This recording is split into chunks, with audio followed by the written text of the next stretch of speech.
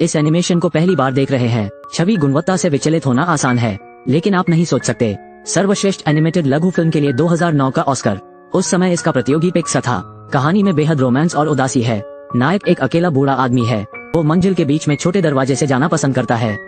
घर में मछली पकड़ना। वो समुद्र से डूबे शहर में रहता है। केवल छोटे छोटे घर ही पानी पर तैरते हैं। हजारों धन से हुए घर समुद्र तल पर खड़े हैं। इतनी समृद्ध सभ्यता थी वह। इस दिन बूढ़ा उठा, उसे पानी में कदम रखते हुए पाया। ऐसा प्रतीत होता है कि समुद्र का स्तर बढ़ रहा है। उसके घर पर फिर से छापा मारा। ये फिर से चलने का समय है। मूल घर के ऊपर एक नया घर बनाए।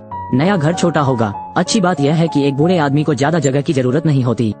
उसे उसके अकेलेपन की याद दिलाने के लिए ईंट से ईंट। इससे पहले कि मैं ये जानता, घर बन गया था। जब बूढ़ा फर्नीचर लेने के लिए मूल घर में लौटता है, यहाँ लगभग बाढ़ आ गई है। जिन्हें बचाया जा सकता है उन्हें जल्दी से छुड़ाओ। संयोग से उसका पाइप पानी में गिर गया। दूसरी मंजिल पर फर्श की खिड़की से गहरे पानी में गिरना। पाइप महत्वपूर्ण है। बूढ़ा एक नया खरीदना चाहता था, लेकिन जब उन्होंने एक डाइविंग सूट देखा, अचानक फुसफुसाहट, मैं इसे अपने आप उठाना चाहता हूँ। कहो जाओ जाओ जाओ। जब बुढ़िया का सुस्त शरीर पानी में डूबा, यह अपनी प्यारी जीवन शक्ति पर लौट आया है। तीसरी मंजिल पर बूढ़े को अपना पाइप मिला, लेकिन जिस क्षण उसने उसे उठाया, मेरी आंखों के सामने अचानक एक याद कौंध जाती है। उनकी पत्नी यहाँ उनके लिए पाइप लाती थी। बूढ़े ने इधर उधर देखा, उसकी पत्नी जा चुकी थी। सोचने की जरूरत नहीं है। वो फर्श पर दरवाजा खोलता है। चौथी मंजिल पर उतरो। इस मंजिल पर एक बिस्तर है। जैसे ही मैंने इस बिस्तर को देखा, उसने अपने एक बार गंभीर रूप से बीमार प्रेमी को देखा। उस समय उनकी अच्छी तरह से देखभाल की जाती थी, लेकिन अभी तक उसे बचा नहीं सका। एक स्तर नीचे जाओ। घर बड़ा है। यहाँ उनके जीवन में 5 सबसे महत्वपूर्ण लोग थे, पत्नी, बेटी और दामाद, पोते। ये पारिवारिक चित्र अभी भी उनके कमरे में टंगा हुआ है। एक स्तर नीचे जाओ। उसने एक दरवाजा देखा। बस इस दरवाजे से उसकी बेटी एक अजीब आदमी के साथ वापस आई। कहा कि उसका बॉयफ्रेंड है। अपनी बूढ़े से हाथ मिलाने के लिए कहती है। ऐसी पकड़। जल्द ही उनकी बेटी ने उनसे शादी कर ली। तुरंत अपने बुजुर्ग माता पिता को छोड़ दिया। एक स्तर नीचे जाओ। यह मेरी बेटी का बचपन है। एक जहाज आ रहा है, याद रखें। जो पढ़ रही थी उसे उठा ले गया। वो बूढ़े आदमी और उसकी बेटी की पहली विदाई थी। आगे नीचे। बूढ़े ने अपनी बेटी का बचपन देखा। मेरे प्रेमी ने उसके लिए बहुत सारे बिल्डिंग ब्लॉक्स खरीदे। बिल्डिंग ब्लॉक्स बेटी की खुशी में शामिल होते हैं। इसने उनकी सुखद यादों को भी एक साथ जोड़ दिया। बूढ़ा नीचे की मंजिल पर आ गया। ये वास्तव में एक बहुत छोटा कमरा है। ये सब टूटा हुआ है और वो कुछ भी नहीं सोच सकता।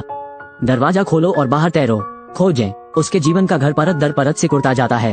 वह भी एक एक करके अपने आसपास के लोगों को लेकर निकल गया। फिर से चारों ओर देखने पर बूढ़े आदमी की सबसे पहली याद उभरी।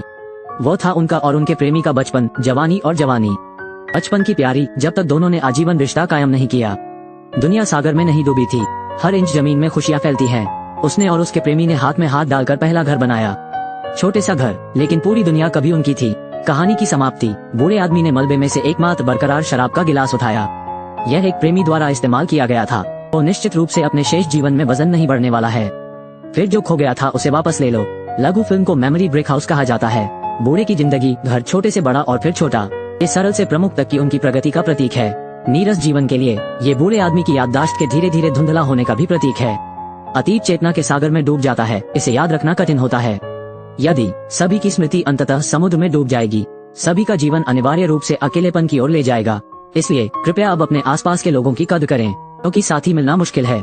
इसलिए भी कि वो अच्छी यादें हमारे जीवन का निर्माण करें। हम आसानी से अभिभूत न हों।